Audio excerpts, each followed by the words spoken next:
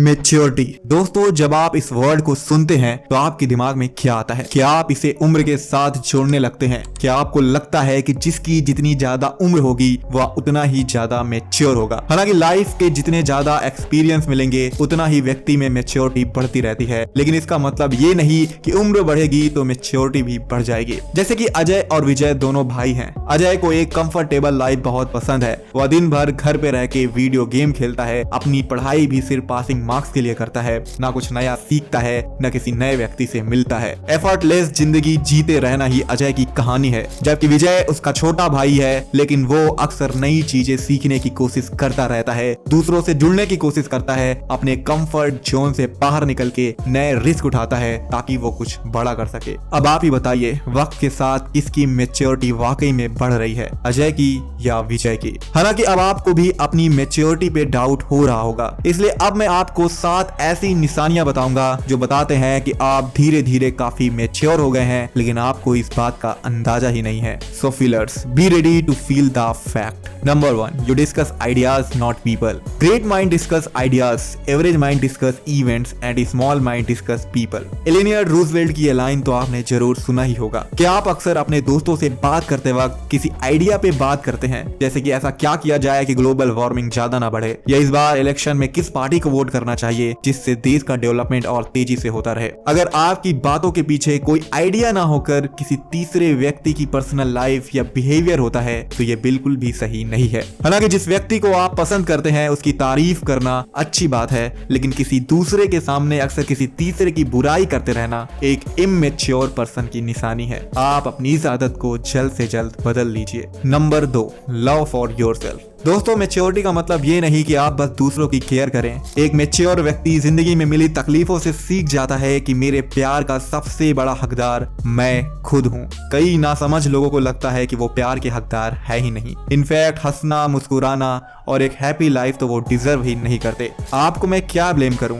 आज से 4-5 साल पहले मैं खुद ऐसा ही सोचता था, लेकिन लाइफ के कई ठोकरों के बाद ही सही, लेकिन मैं समझ गया कि मेरे लिए सबसे ज्यादा जरूरी है मेरी अपनी खुशी, क्योंकि अगर कोई खुद को खुश नहीं रख पाया तो वो दूसरों को क्या ही खुश रखेगा। Number 3, you are responsible. दोस्तों, कभी भी कुछ गलत हुआ तो ज्यादातर लोग तुरंत दूसरों पे उंगली उठाने लगते हैं। उनको लगता है कि उनकी लाइफ में जो भी गलत हो रहा है उसका जिम्मेदार सिर्फ सामने वाला व्यक्ति ही है। ये लोग अपनी कमियां और अपनी गलतियों को स्वीकार करने से डरते हैं, जबकि अपनी गलती होने पे उससे मान लेना ही मैच्योरिटी है। हालांकि कुछ लोग हर गलत चीज का जिम्मेदार खुद को ही मान लेते हैं। उनको लगता है कि ये सब तो मेरी वजह से ही हो रहा है, मैं अपनी वजह से दूसरों को तकलीफ नहीं दे सकती। दोस्तों, ये दोनों तरह के थॉट्स गलत हैं। आप अपनी गलतियों को स्वीकार करिए, लेकिन साथ में लोग आपको नापसंद करेंगे इस दबाव में आके उस चीज का जिम्मेदार खुद को ना बनाइए जिसके आप हैं ही नहीं। Number 4, not everything needs your opinion. दोस्तों, हम में से कई लोगों को इस बात की गलत फहमी होती है कि हम जो कहते हैं सिर्फ वही सही होता है। इसलिए जब भी हमारे सामने कोई अपनी बात रखता है, हम खटाक से अपने ओपिनियन को एक फैक्ट की तरह बताने लगते हैं। इनफैक्ट कई लोगों को लगता है कि हर बात पे उनका ओपिनियन काफी जरूरी हो जाता है, जो कि इमैच्योरिटी की निशानी है। मैं पूछता हूँ, क्यों? आखिर क्यों आपको उस सवाल का जवाब देना है जो आपसे पूछा ही नहीं गया है? आखिर क्यों आपको हर उन चीजों पे रिस्पॉन्ड करना है जो आपके मेंटल पीस को डिस्टर्ब कर सकता है? हालांकि अपनी राय देना कोई गलत बात तो नहीं है, बट आप ओपिनियन देते वक्त 2 बातों पर विचार कर लीजिए कि क्या सामने वाले को आपके थॉट्स की जरूरत है और इसके पीछे आपका इंटेंशन क्या है। कहीं आप खुद को बड़ा दिखाने के लिए अपने ओपिनियंस का इस्तेमाल तो नहीं कर रहे हैं। Number 5, give and receive. दोस्तों, हमारी सोसाइटी ने दूसरों को देना सिखाया है, ये नहीं सिखाया कि जब हमें कोई कुछ दे तो उसे कैसे स्वीकार करें। क्या जब आपकी कोई तारीफ करता है तो आप उसे ये कह के टाल देते हैं कि चल मुझे मक्खन मत लगा या मेरा मजाक मत बना? आप ही सोचिए कि जब आप किसी को कोई गिफ्ट देते हैं और वो प्यार से स्वीकार ना करे तो आपको कैसा लगता है। इसलिए कोई अगर मजाक में ही सही आपकी तारीफ करे तब भी स्माइल करके उसे स्वीकार करिए और प्यार से थैंक यू बोलिए। ये उसे भी अच्छा लगेगा, उसे ये नहीं लगेगा कि उसने आपकी तारीफ करके कोई गलती कर दी है। Number 6, you can stop your something is wrong thought. दोस्तों, आपने ये नोटिस किया होगा कि आपके दिमाग में अक्सर कुछ ना कुछ निगेटिव चलता रहता है। आपको ऐसे लगने लगता है कि कुछ गलत होने वाला है। जब आपका टीचर आपके ऐसे की तारीफ करता है तब भी आपको यही लगता है कि वो तो बस मुझे खुश करने के लिए बोल रही हैं, मेरा ऐसे बिल्कुल भी परफेक्ट नहीं है।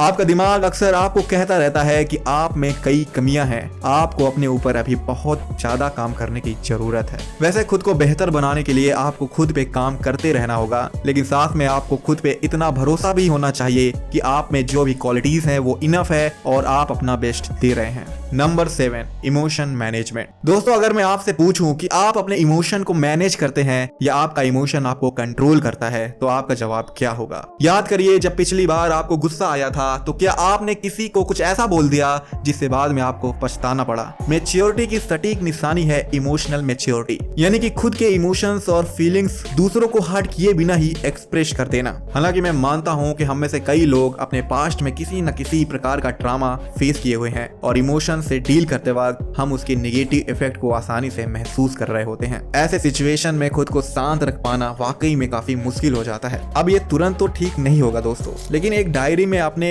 भावनाओं और फीलिंग्स को लिखकर प्रॉपर मेडिटेशन और एक्सरसाइज करके आप काफी हद तक खुद को शांत रख सकते हैं। तो दोस्तों, उम्मीद करता हूँ कि ये सभी साइंस आप में हो। अगर नहीं है तो आप धीरे धीरे इसे अपने अंदर डेवलप करें। आपकी उम्र कितनी भी हो फर्क नहीं पड़ता, अगर आप इन क्वालिटीज को अपने अंदर ले आते हैं तो ना सिर्फ आप खुद को मैच्योर कह पाएंगे, बल्कि आप अपनी लाइफ को बहुत ही खुशी के साथ जी पाएंगे। आपका मन शांत रहेगा, आप कभी भी खुद से नफरत नहीं करेंगे, आप खुद से भी प्यार करेंगे, दूसरों से भी करेंगे और बदले में लोग भी आपको प्यार देंगे। बहुत बहुत धन्यवाद दोस्तों, मिलते हैं अगले वीडियो में। जय हिंद।